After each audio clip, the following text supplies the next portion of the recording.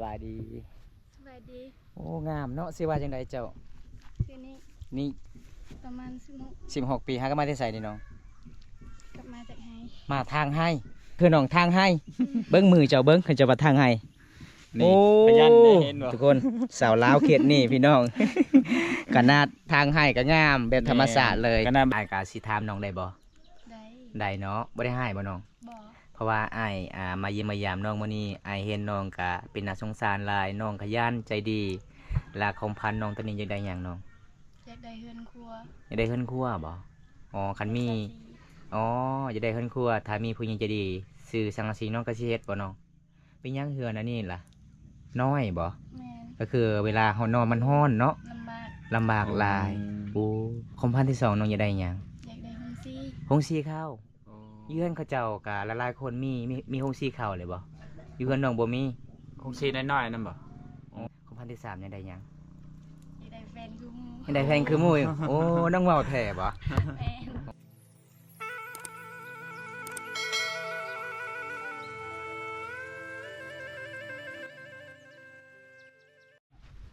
สวัสดี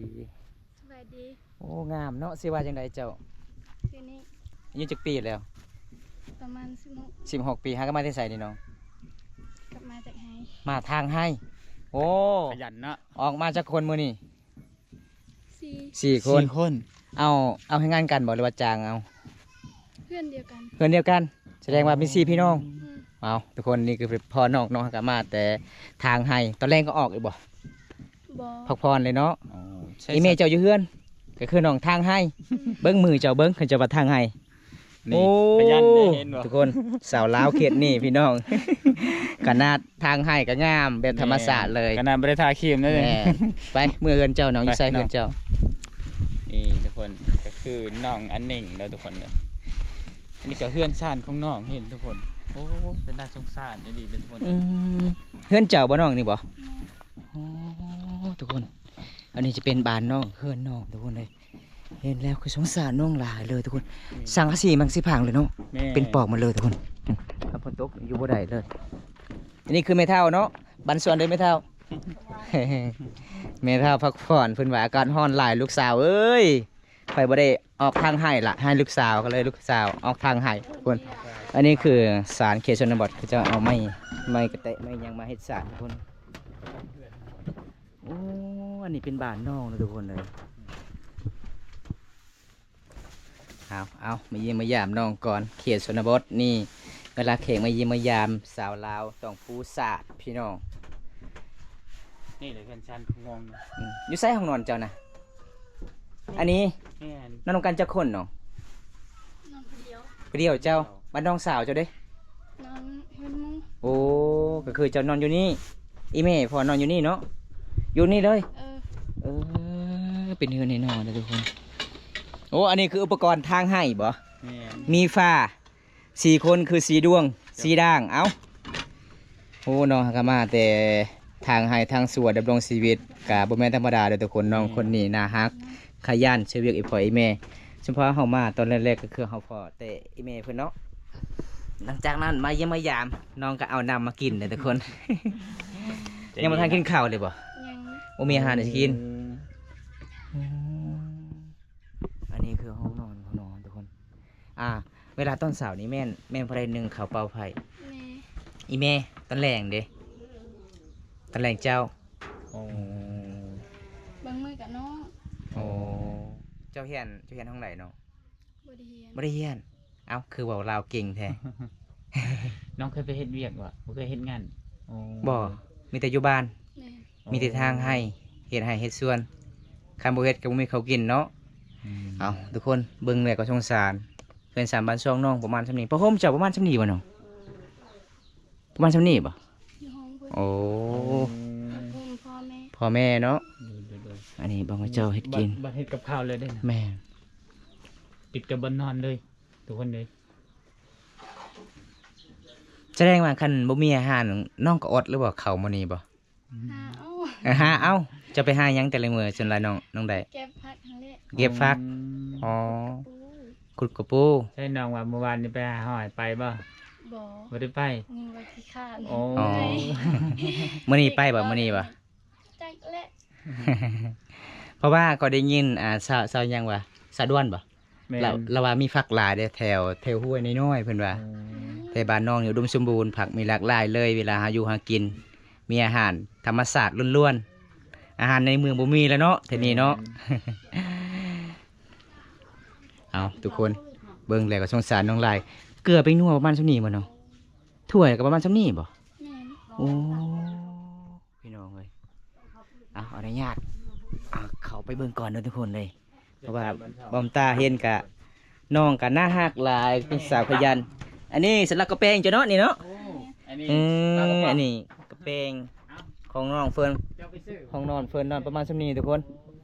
ห้องนอนสาวโสดอันนี้บางคนเจ้านึ่งข้าวเป่าไฟเกลือปิ้งนัวประมาณซำนั้นบ่มีอาหารก็เลยเอาปลาจากประเทศไทยมากิน เอาน้องให้ก็มาแต่ให้ที่ส่วนเลยโอ้ยเบิ่งทุกคนบรรยากาศในหมู่บ้านนี่เด้อทุกคนสังเกตลองเบิ่งเด้อทุกคน อยู่ทางพุ่นภูเขาเด้อพี่น้องภูเขาล้วนๆเด้ออันนี้จะเป็นบ้านตาลิงเป็นหมู่บ้านนอกตะซุกกับตัวเมืองทุกคนเห็นบอกบอมตาก็ได้พอสาวสวยบ้านป่าอีกนะฮักคนหนึงเป็นคนขยันเลยสาวลาวเคนนี่ทุกคนทางพุ่นเขาเจ้าก็ทางให้เด้เห็นบ่ตามป่าตามดง ติดกับตีนภูเขาหมู่บ้านนี้สัญญาณโทรศัพท์บ่มีพี่น้อง ผู้ใดใจดีก็ซื้อให้น้องเพิ่นนี่นะทุกคนเลยเบิ่งถ้วยน้องก็2ใบแล้วเด้อ ประมาณ2นี้บ่น้องถ้วยบ่โอ้สงสารน้องลายเนาะ แม่นน้องเพิ่นบอกว่า แต่ ยังมีเพื่อนครัว ยังมีเฮือนครัวบ่ แม่นเพราะว่ามันบ่มีหมองนึ่งข้าวในเบิ่งนะ โอ้โดยแล้วก็นอนแน่นึ่งข้าวแน่นะหั่นน่ะเวลาฝนตก คันสิสมมุติว่ามีผู้ใหญ่ใจดีอยากซอยน้องซื้อสังกะสีน้องเฮ็ดบ่เฮือนครัวบ่เฮ็ดได้บ่น้อง ถามอีพ่อเบิ่ง ถามอีพ่อตัวนี้ไปใส่ ยังบ่กลับ อ๋อยังบ่ทันได้มาทางให้ ก็คือน้องส่งคนกลับก่อนหิวข้าวเลยเนาะตอนนี้1 โมงเลยเด้ เอาทุกคนบังเอิญได้ฟอน้องอีกคนหนึงในเขตชนบทหมู่บ้านนี้หมู่บ้านหนึงต้องมีสาวคนหนึงขยันเด้อ แม่ ยันเฮ็ดเวียกคือผู้ชายเลย แล้วน้องเจ้าบ่ได้ขึ้นเหือนบ่น้องเจ้าบ่ฮะ ไอ้กอง อ้ายกล้องแม่นน้องเจ้ามีผู้บ่าวเลยบ่ เอาทุกคนเบิ่งแล้วถ้าผู้ใดใจดีกะซื้อซอยเกลือปิ้งนัวให้น้องนี่เด้อเบิ่งทุกคนนี่แล้วก็สงสารน้องหลายเด้แต่ยอมรับว่าน้องคนนี้ขยันสุดๆเลยทุกคนเด้เห็นบ่คันสิอยู่ในเมืองนี่งามเด้ แม่ งามเป็นธรรมศาสตร์ขนาดเอาน้องออกให้ออกสวนก็ยังงามเลยทุกคนเด้ ขนาดบ่ได้ทาครีมทาแป้งมาแต่ให้ได้เลย แม่ หน้าอันน่ะ หน้าสด แม่นหน้าใสน่ะบ่มีสิวเหมือนน้องเพิ่นใช้เชรัม ราคาแพงเลย อันนี้คือมะพริก แม่น ปลูกเองโอ้เวลาเฮ็ดให้ส่วนต้องปลูกมะพริกไปฟ้อม แม่น โอ้ใครเนาะขันเฮาบ่ปลูกบ้านเฮานอกจากตัวเมืองเด้หากเฮาไปซื้อเวลาเบิดมันก็สิยากทุกคน แม่น สุดยอดหลายเลย ส่วนรายน้องๆไปเฮ็ดให้นี่อยู่ผู้บ่หรือว่าใดๆอยู่ผู้ก็มี บางปีก็อยู่ผู้เลย โอ้ โอ้ แต่ปีนี้บ่ฮอดผู้ ปีนี้บ่ฮอด บ่ฮอดผู้ แม่เฮ็ดบ่ได้ ไอ้แม่ทาง โดคันคืนผู้ไอ้แม่ก็ย่างบ่ไหวเนาะ แม่ เอาสาว16 ปีคันคนอื่นนี่นายสิบ่ออกป่าเลยเด้ แม่น มีแต่ไปเที่ยวแกง ไปหาเบิ้งอยู่แกงอะลองมือนี่ก็เต็มแล้วแหละแกงอะลอง แม่น บ้าน แต่น้องนี่สุดยอดเลยทุกคน น้องเป็นลูกสาวกบ เป็นลูกสาวกกบ่เจ้าบ่โอ้เป็นลูกสาวกก เป็นลูกสาวเขาเอิ้นอีหยังเขาเอิ้น เด อีห ติ ยัง บิดเลย บ่ลูกสาวกบแต่เป็นลูกสาวหลักอันน่ะสาวหลักของ สาวหลักครอบครัว บ้านแม่นสาวหลักครอบครัวแบบหาอยู่หากินนะนะ โอ้ ทางให้หาอยู่หากินก็คือน้องเบิด โดยเอาอย่างนั้นน่ะเป็นนัว โอ้ เสียงไว้อยู่เทิง เบิดแล้ว มันเบิดแล้ว ซื้อมาเท่าไรเป็นนวลในบ้านของน้องเขาเจ้าขายเนาะ 28,000 28,000คันซื้ออยู่เมืองก็22,000กีบเด้ แม่นกำไร กำไร6,000กีบ เพราะว่าหมู่บ้านเนาะปลากระป๋องนี่ขายเท่าไรหมู่บ้านเจ้า 12 12โอ้12,000กีบทุกคนวางในน้องเถิกมือได้เอาพี่น้องไงมามื้อนี้ก็คือได้พอสาวลาวละลายคนบางคนกัน ตำซีนบางคนกะเอาลานเนาะ แม่ บางคนกะหาอยู่หากินบางคนก็ออกให้ออกชวน แต่เมื่อนี้ก็ดีใจหลายได้พอสร้างเฟืองในปลาลึกขยันหลาย ทางให้ทางสวนงาม คือนางฝาในปลาลึกเลยทุกคน แต่น้องอันนึงตามรูปในรายเดือนแล้วยังบ่แล้ว ยังบ่แล้วเป็นหยัง น้องบอกบ่มีเวลามีแต่เนี่ยอยากเฮ็ดเพิ่นน่ะนะ โอ้ไปเวียกตลอดเลย แม่นอยากทางให้แน่อยากตามรูปแน่แบบจะหาอยู่หากินแน่แบบ ว่าน้องแต่ละเทื่อน้องก็เคยไปเที่ยวบ่แกงร่องบ่ บ่เคยไป บ่เคยไปเลยบ่น้อง เห็นไปยังไม่เห็นเลย บ่เคยเห็นเลย มันเมื่อมันแบบไปบุญไปนี่บ่เคยไป บ่เคยไปเลย โดด เงิน มีเงินในเนาะ มีรถที่ โอ้รถก็บ่มีโอ้เบิ่งทุกคนห้องน้องก็ประมาณดวงกว้างก็ประมาณ1.50 แม่ ดวงยาวก็ประมาณ1.80กับ2 เมตรทุกคนเลย ตาม เห็นบ่ มาเบิ่งนี่บ่มีที่นอนเลย บ่มีเลย แต่ชาติพื้นเดียว คันท่าน้องมีสังกะสีน้องก็สิต่อทางนี้นะคุณครัวเนาะโอ้อันนี้เฮ็ดกินก็อยู่นี่นึ่งข้าวก็อยู่นี่ห้องนอนก็อยู่นี่ทุกคนนี่แหละก็สงสารน้องหลายเลย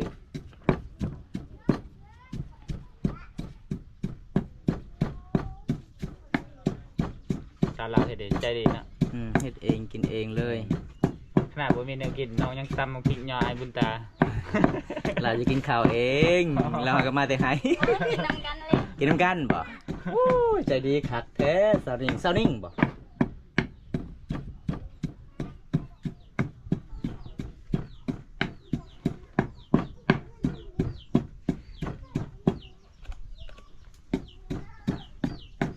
พี่เพาะเจ้าบ่แม่นบ่ บ่เห็นนะ ถูกไปแล้วธรรมดา บ่ แม่นนะ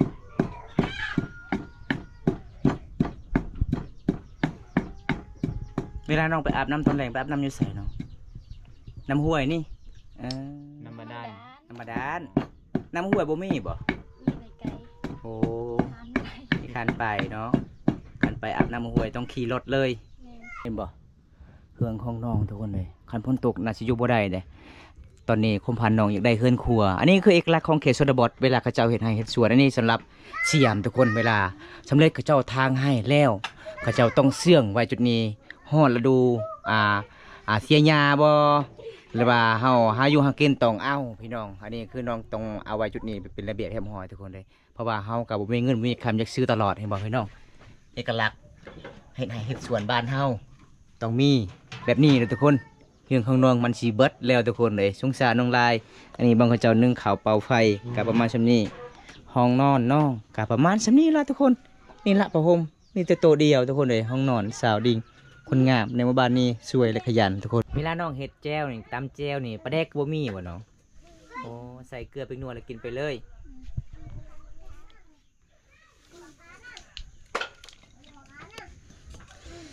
ตามอายเบิ่งนี่แต่ละเทื่ออายไปเยี่ยมไปยามชาวลาวนี่บ่คือเจ้าเลยน้องเอ้ยเจ้านี่เฮ็ดเองกินเองเลยบ่ได้ถ่ายพ่อไอ้แม่เลยเนาะคันถ่ายพ่อไอ้แม่มันก็สิซ่าเด้เฮาเป็นคนใหญ่แล้วเด้เป็นเสาหลักของครอบครัว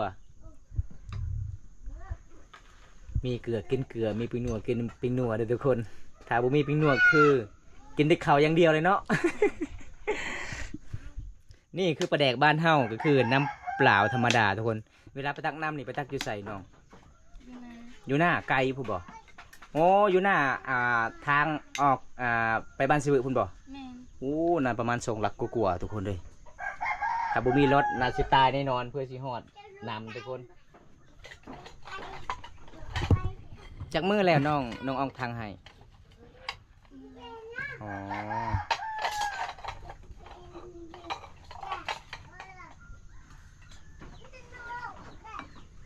ถ้าบ่ได้เป็นแฟนกับน้องนี่วาสนาบุญรีเด้อพี่น้องเก่งหลายเอายังอันนี้นะ สิใส่มันพริก ภาษาบ้านเจ้าเอิ้นพักอีหยัง ตัดขบอ บักขะโบ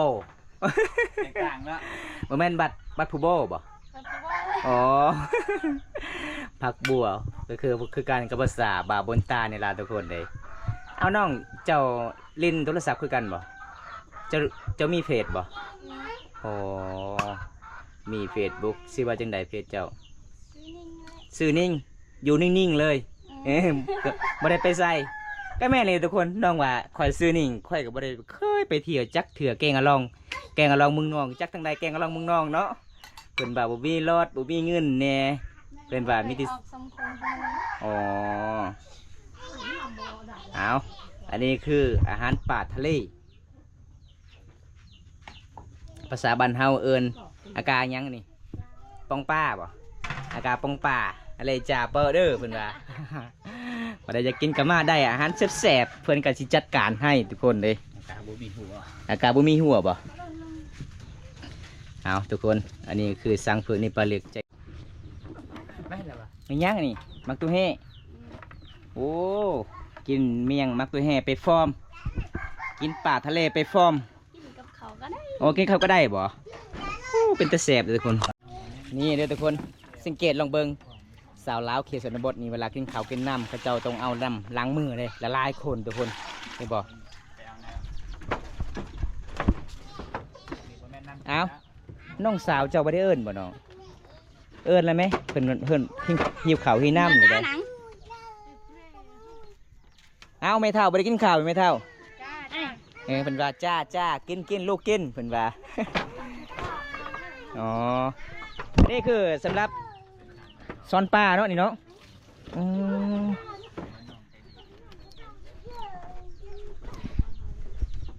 เอายังน้องเอาเพื่อนน้องว่าน้ำเบิดแล้วนี่เด้น้ำจะออกเลยเด้น้องเอาทุกคนเลยเขียนสนบทสาวลาวใจดีเลยโอ้อันนี้เจะตำเองบ่อ๋องามเนาะ นาซาวตำให้ เอกลักษณ์ของชมพามุงกองเด้องามลายถ่ายเสร็จมือ เอากินข้าวนำกัน อ้าวเอิ้นMCนี่เด้อ มากินข้าวนำกันเด้อ นี่ กินข้าวกับอีหยังเนาะ ปลากระป๋อง ปลากระป๋องภาษาบางข่อยเอิ้นป้องป่า นี่แนวกินของอาณาชาวนิ่งเด้อทุกคนเด้อมักทั่วแห่แล้วก็ปลากระป๋องทุกคนยอมถามว่าน้องใจดีขนาดบ่มีแนวกินน้องก็ยังไปซื้อปลากระป๋องมาย่อแขกทุกคน แม่ โอ้ น้องเคยกินบ่กุ้งทะเลบ่ปลาหมึกเคยกินบ่ บ่ บ่ เค เค ย ย เล เลย ยโอ้ส่วนหลายน้องได้กินก็คือมีแต่อาหารตามป่าตามดงแล้วก็พัก แม่น หอยคันจะกินหอยต้องไปห้า ไปซ้ออ้ายเลยเป็น2-5เนาะเอากินเลยน้องก็เห็นเจ้าหิวข้าวไว้น้ำแล้วตอนนี้ กินน้ำกันเลย เอากินประมาณ1 โมงแล้วเด้1 โมงศูนย์แล้วทุกคนน้องหาก็มาทางให้ทุกคนเลย เอาทั่วแห่เนี้ยมาจะให้เพิ่นบ่น้องอ๋อปลูกรังบ้านนี่อ๋อ มาพี่น้องกินน้ำกันทุกคนมันเป็นตามประเพณีสาวลาวเขตชนบทเฮาบ่กินกับบ่ได้ทุกคน แม่น เฮาต้องผ่านมาจำแบบนี้บ่เห็นแล้วก็สงสารน้อง ถ้าบ่กินก็น้องก็อายเนาะ แม่นน้องก็อยากกินอาหารในทะเลแน่เพิ่นบ่า จากบาทบ่เคยกินเลย สมมุติว่า FC ซื้อปลาหมึกให้เนี่ยเป็นบ่เฮ็ดบ่ บ่เป็น คฮ็ด เลยต้มกับขี้เลย คือบ่ว่องเด้ต้มกับขี้เลยต้มกับนวดไปพร้อม แม่จะโทรในสิแกงเอาอันน่ะ ที่กุ้งนะ เออแล้วว่ากุ้งกับปลาหมึกแกงเอาแล้ว เวลาน้องทางให้นี่น้องมันเอาให้งานกันบ่ผู้สาวโสดบ่ให้ไผให้มันคันทึกกกไม้ใหญ่ๆก็ตักไปเลยบ่ โอ้หมดมือเนาะตึกไม้กกมากระบกเรียบร้อย ย่าพามาเก่งเนาะมือบ่โพงก็คือบ่ใช้มือเดียวไปมือแรกนี่ กินมักตัวแห้งนำกันทุกคน เบิด สาวลาวคนสู้ชีวิตเด้ อืม คันน้องเอาพัวนี่บอกเลยบ่อึดแนวกินขยันเด้ ขยัน ปลูกผักก็เก่งผักของน้องก็งามน้องปลูกโอ้ยมีรถอุตสาหเนาะแลนเนาะ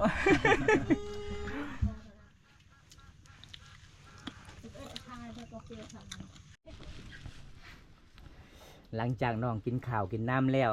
ค่อยเห็นเจ้านี่กินบ่หลายเลยน้องเป็นยังไงน้องอาหารบ่แซ่บบ่ทำบ่แซ่บกินบ่ลงเนาะเพราะว่าเฮาเฮ็ดเวียกหนักทุกคนค่อยได้ยินเจ้าเว้าหยังภาษามังกรเจ้าเว้าหยังพี่น้องเจ้าบ่หรือว่าน้าบ่าวเจ้าบ่น้องบ่มีพ่อแม่เลยบ่ อืม ขาดพ่อขาดแม่เลย ก็เลยมาอยู่เขาอยู่นำน้องอ๋อ แล้วก็ยังอ้าย มาอยู่เขาอยู่นำอ้ายเนาะนำเอื้อยเนาะโอ้ทุกคนคอยละคิดว่าน้องสายของเพิ่นบ่แม่นนาบ่าวเพิ่นเป็นน้องของพ่อหลังจากนั้นน้องคนนี้อยู่นำกันกับ อเฒ่าแม่เฒ่าก็เลยพอเฒ่าจักไปหมดเนาะเลยย้ายเฮือนก็เลยน้องชายเพิ่นก็ขออยู่นำสาวนิ่งเห็นแล้วก็สงสารพี่น้องเพิ่นสามบ้านซองน้องยากจน แต่เฮาเห็นกะโอ้ยพี่น้องเอ้ยเบิดคำสีเว้าเลยพี่น้องน้องคนนี้ใจดีหลายคันคนอื่นนี่น่าสิบ่อยู่เฮือนได้ แม่น ไปตลอดเลย ไป เพราะว่าช่วงนี้สิฮอดหน้าหนาวเด้ แม่น บ่แม่นสิฮอดหน้าหนาวใกล้สิฮอดหน้าร้อน แม่น ก็เลยไปแกงน้องว่าบ่เคยเห็นแกงอะล่องขนาดอาหารทะเลก็บ่เคยกินกุ้งทะเลจักได้กุ้งทะเลทุกคนสงสารน้องลายถ้าโอกาสหน้ามีผู้ใหญ่ใจดีทางใดก็อยากให้สนับสนุนน้องก็สามารถติดต่อทางทีมงานเฮาใด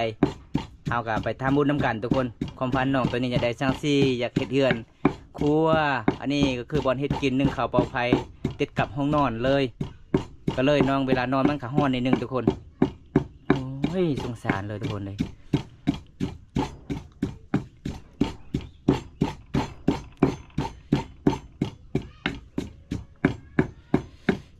ตำแจ่วขิงบ่ภาษาบ้านเจ้าเอิ้นว่าจังใด เดียวซ้าย เตี่ยวอาซายท่านผู้ใดบ่เข้าใจว่าผู้ชายบ่แม่นเด้อทุกคนอาซายคือขิงบ้านเฮาเอิ้น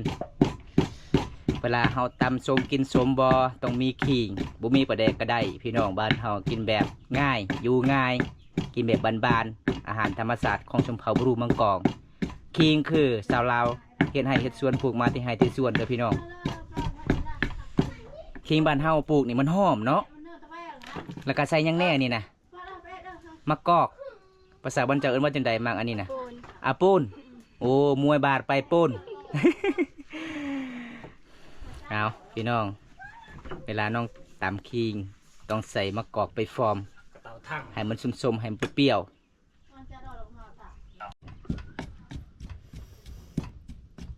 เอาทุกคนหลังจากน้องใส่มะกอกแล้ว ตอนนี้น้องกระชิตำเด้ตำกิ้งขนาดเลย คนนี่ก็คือทางให้กระกิ้งทุกคนหาปลากระกิ้งหาผักกระกิ้งทุกคนน้องว่าถ้ามาบ้านคอยบ่ผิดหวังแน่นอนอาหารธรรมศาสตร์การอาหารทะเลเพิ่นว่าย่อม เพราะว่าน้องก็มาทางให้ทุกคนน้องก็อยากกินส้มแน่เพราะว่าช่วงนี้ใกล้สิร้อนอากาศร้อนๆหลายพี่น้องเบิ่งห้องนอนชาวโสดทุกคนเห็นบ่เรือนสามบ้านช่องประมาณช่วงนี้สังกะสีมันสิพังมันสิหัวมันเป็นปอกหมดเลยทุกคนเลยอันนี้คือสาวนิ่งเด้อพี่น้องสาวยังโสดยังซิงสาวขยันบ้านป่าโมบานติดกับตีนภูเขาหุบเขาหมู่บ้านนอกที่สุดกับตัวเมืองหมู่บ้านนี้สัญญาณโทรศัพท์ไม่ค่อยมีปันไดทาไปหาสัญญาณโทรศัพท์ต้องปีนภูเขาเด้อพี่น้องเลยอร่อยบ่ เนาะ เนาะ เปิ้นว่าเนาะเนาะคือไปว่าจังไดส้มเอาน้องว่าจะกินส้มแน่ โตเดอะประมาณกินจังเดอะ บ่ใส่ก็ได้ บ่ใส่ก็ได้ ใส่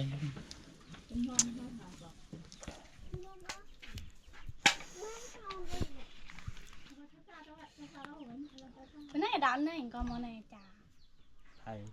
อิหยังน้องเจ้าคือบ่กล้าขึ้นเลยเศร้า เด้เอาปลากระป๋องให้หลาน ไม่ตาเลยค่ะ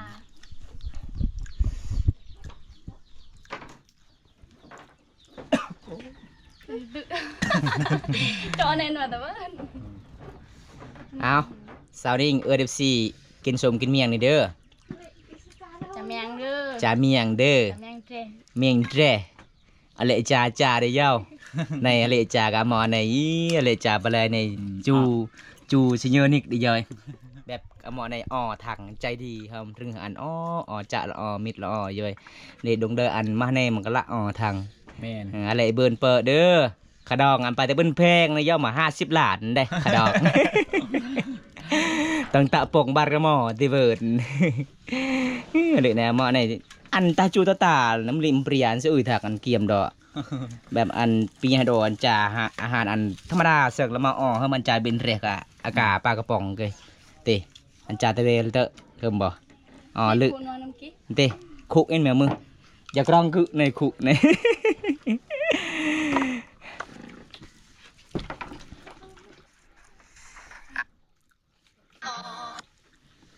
เอาทุกคนเลยหยอกน้องเนี่ยว่าภาษามังกรบอมตากระสิแปะให้น้องว่ากินเมี่ยงน้ำกันเด้อกินมากตัวให้กินกับแจ่วคิงน้องว่ากินไปแล้วอร่อยเลย แบบเมียงธรรมศาสตร์บ้านเฮาก็คืออันนี้น้องกับปลูกมาแต่ไฮแต่สวนในเวลาเฮ็ดไฮสวนปลูกมะเขือปลูกมะเขือปลูกหมากตูแฮ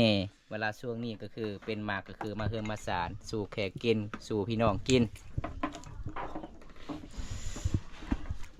ตกแรงงานนั่น เอาเจาะแหล่งอันเพิ่นว่าเข้าใจอยู่บ่ อันนี้บ่แม่นภาษาเขมรทุกคนภาษามังกอง แม่น สาวลาวเฝ้ามังกอง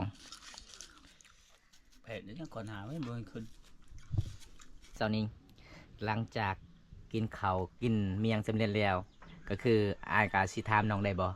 ได้ ได้เนาะบ่ได้ให้บ่น้อง บ่ เพราะว่าอายมาเยี่ยมมายามน้องมื้อนี้อายเห็นน้องก็เป็นน่าสงสารหลายน้องขยันใจดีลาของพันน้องตอนนี้อยากได้หยังน้อง อยากได้เฮือนครัว อยากได้เฮือนครัวบ่อ๋อคันมีอ๋ออยากได้เฮือนครัวถ้ามีผู้หญิงใจดีซื้อสังกะสีน้องก็สิเฮ็ดบ่น้องเป็นหยังเฮือนอันนี้ล่ะน้อยบ่ แม่น ก็คือเวลาเฮานอนมันร้อนเนาะ ลำบาก ลำบากหลายโอ้ของพันที่สองน้องอยากได้หยัง อยากได้ห้องซี่ หงสีข้าวเยือนเขาเจ้ากะหลายๆคนมีหงสีข้าวเลยบ่อยู่เฮือนน้องบ่มี คงซีน้อยๆนั่นบ่ ถ้าได้ห้องซีก็คือน้องมาแต่ให้ทางให้บ่เวลาเสียหญ้าให้มันก็ซอยเวียกเนาะอันนี้น้องตำเองหรือว่าน้อง ทำเอง ตำด้วยมือเลยคันบางมือน้องมาทางให้บางทีน้องตำก็คือแล้วมันคำโพดบ่โอ้ทุกคนของพันที่สามยังได้หยัง อยากได้แฟนคือหมู ยังได้แพงคือหมุ้ยโอ้น้องเว้าแท้บ่ แม่น โอ้เอาทุกคนของพันที่สามน้องว่าจะได้แฟนก็คือน้องนี่บ่ยากคนที่ฮักเจ้าคอยเบิ่งเจ้านี่น่าฮักหลายยิ้มหวานขยันที่สุดเลยเด้ แม่น ข่อยสังเกตเราเบิ่งสาวลาวบ่คือเจ้าเลย ขยันหลาย แม่น คันสาวคนอื่นนี่มีแต่ไปเที่ยวแก่งนี่น้องเอ้ย แม่น ก็คือบ่าวบำตาเว้าหั่นล่ะก็คือเจ้านี่ขยันทางให้ช่วยเวียกอีพ่ออีแม่บ่สบายน้องก็ซอยได้ซอยอีพ่ออีกเนาะ แม่น พอมีหมู่คู่ทางนํกันทุกคนเลย ขนาดชงเฮือนน้องยังบ่ได้ไป บ่เคยเห็นเลยเนาะสงกรานต์ก็บ่เคยไปบ่ บ่ บ่เคยไปเที่ยวเลยโอ้ เฮ็ดเวียกอย่างเดียวเลย อยากไปแหละแต่บ่มีเงิน บ่มีเงิน โอ้ทุกคนเลยน้องว่าบ่มีเงิน แต่คันทามีเงินก็อยากไปกันเนาะเฮารถก็บ่มี อืม คันเวลายามบุญบ่น้องก็แนมเบิ่งเขาเจ้าไปบ่โอ้สงสารน้องหลายเด้ แม่ น้องบ่ได้บ่ได้คิดตัวทุกคนเว้า แม่ ความจริงเลยพี่น้องเพิ่นสาบ้านซองน้องเบิ่งทุกคนเห็นบ่ แม่ ประมาณชั่นี้บ่โฮมประมาณชั่นี้ถ้วยเฮานับได้เด้อบ่ใส่ แม่น ประมาณ7ใบเนาะ บ่ฮอดดอก บ่ฮอดบ่ บ่ฮอด7ใบ เอาทุกคนสงสารน้องหลายทุกคนเลยเห็นแล้วก็สงสารอีหลีเลย บ้านเฮา เอาทุกคนสบายดีทุกคนสบายดีเด้อเมื่อนี้กะบอมตากับบ่วิ่งหยังไปกับทีมงานเฮา2คนคือเก่าพี่น้องเพราะว่าถามวิถีชีวิตน้องเห็นแล้วก็สงสารเนาะบ่ใส่ แม่ เนาะ น เฮากับบ่วิ่งหยังช่วยกันทุกคนเลยเห็นแล้วก็สงสารที่สุดเลยพี่น้องน้องกะเล่าเรื่องราววิถีชีวิตน้องกะลำบากหลายเลยในหมู่บ้านนี้เพราะว่าเฮาเลาะในหมู่บ้านนี้กะมีแต่เฮือนแปลงใหญ่ๆเด้ แม่น แต่เฮือนน้องนี่คันน้องบ่เฮ็ดก็บ่มีข้าวกินอีหลี แม่น คำพันน้องตอนนี้อยากได้เงินซื้อเกลือปิ้งนัวแล้วก็สังกะสีแน่ทุกคนพวกซีข้าวเพิ่นว่าอยากได้แห้งเลยเนาะเพื่อช่วยเวียกช่วยงาน อันนี้เฮา2คนกับบ่มีหยังหลายซอยน้องเด้อน้องเด้อ1 เซนกีบเด้อ ขอบใจ โดยเอาพี่น้องเฮาก็ซอยเล็กน้อยล่ะพี่น้องบางคนบ่เข้าใจว่าทีมงานบ่าวตาเวลาเดินเขตชนบทบ่ได้ซอยกัน มีแต่อยากเอาเงินชนบทปกติเฮาก็บ่ได้เอาทุกคนปกติสาวลาวเฮามาเยี่ยมมายามมีผู้ใหญ่ใจดีพากมา แล้วก็ให้ค่าน้ำมันรถเนาะ แม่น เฮาก็บ่เอาทุกคนเด้ แม่น บางคนบ่เข้าใจว่าเฮาเอาบ่ได้เอาทุกคนเฮาก็ช่วยกันและทำบุญนํกันพี่น้องถ้าผู้ใดอยากสนับสนุนน้องก็สามารถติดต่อทางทีมงานเฮาได้เบาไซหรือว่าเบาบุญตาได้พี่น้องเฮาก็เป็นพละสะพานบุญให้พี่น้องเอ้ยมื้อนี้บ่มีหยังหลายถ้าผู้ใดรับชมคลิปนี้แล้วก็อย่าลืมฝากกดไลค์กดแชร์กดติดตามพี่น้องฝากเป็นกำลังใจนี่เด้อทุกคนเด้สงสารน้องลาเลยพี่น้องสาวหนึ่งสงเหือก็บ่เคยไปสงกรานต์ก็บ่เคยไปเที่ยวแกงก็บ่เคยเนาะเป็นจังได๋สาวนิ่งดีใจบ่ ดีใจ ดีใจเนาะน้องได้พันยังคืนนี้ บ่ได้ฟันหยัง บ่ได้พันยังก็คือกับบ่มีเงินบ่มีคำคือกันเพราะว่าเฮาทีมงานกะเงินคำก็บ่ค่อยมีเพราะว่าเฮากะมีเล็กๆน้อยๆมาแบ่งปันความให้ยิ้มก็คือพอให้น้องมีความสุขเวลาเฮ็ดให้เฮ็ดสวนห้ามเครียด ตั้งใจช่วยเวียกอีพ่ออีแม่ด้วยน้องเด้อเพราะว่าคอยมาเยี่ยมมายามครั้งแรกเลย เห็นเจ้านี่ใจดีน่าฮักหลาย มีหยังก็ย่อให้เฮากิน แต่คอยเบิ่งเฮือน3บ้านซองน้องถ้วยปิ้งนัวก็สิเบิดแล้วบ่มีแล้วเนาะผ้าห่มก็บ่มีทุกคนเหลือแต่ซำนี้ห้องนอน กะมันก็สิเวลานอนมันก็ร้อนเนาะติดกับเตาไผ่ทุกคนแล้วก็น้องอยากได้สังกะสีอยากเฮ็ดเรือนครัวก็สิใหญ่ๆอีกนิดนึงพี่น้องเอ้ยจะได้อายขอกลับกันเด้อน้องเด้อ โดย ถ้าโอกาสหน้ามีเวลาว่างอายก็มาเยี่ยมมายามกันใหม่เนาะถ้ามี FC พังไทยพังลาวอยากมาเล่นมาแอนกับยูเฮนุซานเฮามาได้บ่มาได้ยินดีต้อนรับเสมอโอ้ทุกคนนะฮักหลายเลยพี่น้องเอาบ๊ายบายสินี่เด้อน้องอายไปกันเด้อจ้าบ๊ายบาย